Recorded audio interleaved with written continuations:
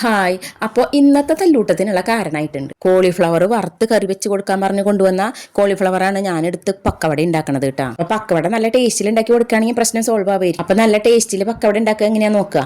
ഒരു പാത്രത്തിൽ കുറച്ച് വെള്ളം അടുപ്പത്ത് വെച്ചാൽ തിളയ്ക്കുമ്പോൾ അതിൽ കുറച്ച് ഉപ്പും മഞ്ഞപ്പൊടിയും കൂടി ഇട്ട് കൊടുക്കാം. എന്നിട്ട് ഒരു കോളിഫ്ലവർ കട്ട് ചെയ്ത് കഴുകിയതും കൂടി ഇട്ട് കൊടുത്ത് 5 മിനിറ്റ് ഒന്ന് തിളപ്പിക്കാം. എന്നിട്ട് അത് അതിൽ നിന്ന് എടുത്ത് വെള്ളം മാലാനായിട്ട് വെക്കാം. ഇനി അതിലേക്കുള്ള മാവ് തയ്യാറാക്കാം. 2 കപ്പ് കടലമാവ്, 3/4 കപ്പ് അരിപ്പൊടി, ഒരു 1/2 കപ്പ് കോൺഫ്ലവർ, 2 ടീസ്പൂൺ സാദാ മുളക് പൊടി, 1 ടീസ്പൂൺ കാശ്മീരി മുളക് പൊടി, പിന്നെ 1/2 ടീസ്പൂൺ മഞ്ഞൾപ്പൊടി, പിന്നെ 1 ടീസ്പൂൺ ഗരം മസാലപ്പൊടി, പിന്നെ പാകത്തിനുള്ള ഉപ്പ്, പിന്നെ വെളുത്തുള്ളി ഇഞ്ചി പേസ്റ്റ്, പിന്നെ 1/4 ടീസ്പൂൺ കായം പൊടി, 1 ടീസ്പൂൺ ചില്ലി സോസ്, കുറച്ച് വിനാഗിരി കൂടി ഇതെല്ലാം കൂടി ഇട്ടിട്ട് ഒന്ന് കൂട്ടി മിക്സ് ചെയ്യാം.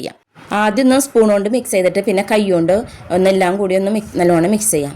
കയ്യിൽ പ്ലാസ്റ്റർ വെട്ടിയിട്ട് ആദ്യമായിട്ട് വീഡിയോ എടുക്കുന്ന റെസിപ്പി ആട്ടോ ഇത്. അതുകൊണ്ട് തന്നെ കൈ കൊണ്ട് ചെയ്യാനായിട്ടൊരു പ്രയാസം ഉണ്ടായിരുന്നു.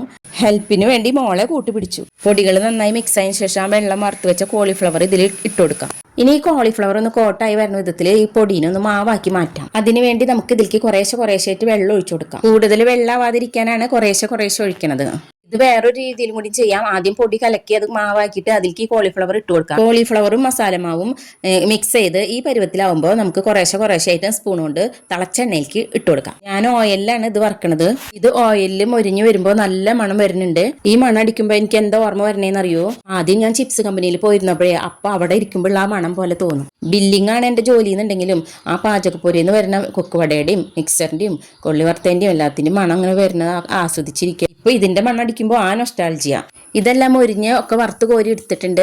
ഇനി അതിനുശേഷം ബാക്കിയുള്ളതും കൂടി ഞാൻ വറുത്ത് കോരി എടുത്തു. ഇനി ഇതിലേക്ക് ഇടാൻ വേണ്ടിയിട്ട് കുറച്ച് തൊലി കളയാത്ത വെളുത്തുള്ളിയും കുറച്ച് പച്ചമുളക് കീറിയതും കുറച്ച് വേപ്പിലും കൂടിയിട്ട് ഒന്ന് ആ ഓയിലൊന്ന് വറുത്തെടുക്കാം. ഞാനിത് വറുത്തെടുത്തപ്പോഴേ കുറച്ച് മൂപ്പ് കൂടി പോയി. കുറച്ചൊന്ന് ക്രിസ്പിയായി കടിക്കാൻ വേണ്ടിയിട്ടാണ് ഞാനതൊന്നും മൂപ്പിച്ചത്. പക്ഷെ ഇത്രയും മൂക്കുണ്ടായിരുന്നു.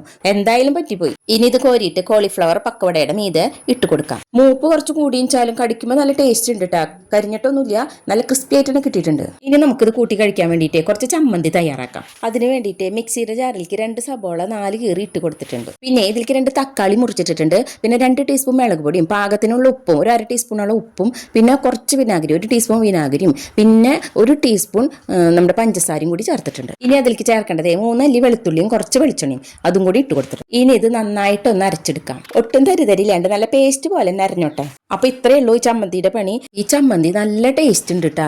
എല്ലാവരും ഇന്ന് നല്ല അഭിപ്രായം കിട്ടിയിട്ടുണ്ടായിരുന്നു. ഇഡ്ലിയുടെയും ദോശയുടെയും ഒക്കെ ഒപ്പം ഈ ചമ്മന്തി നല്ല കോമ്പിനേഷൻ തന്നെയാട്ടോ.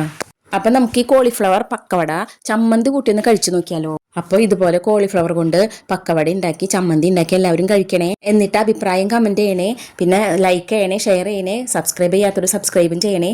അപ്പോൾ അടുത്ത വീഡിയോയിൽ കാണുന്നവരെ Tata, bye bye, thank you for watching.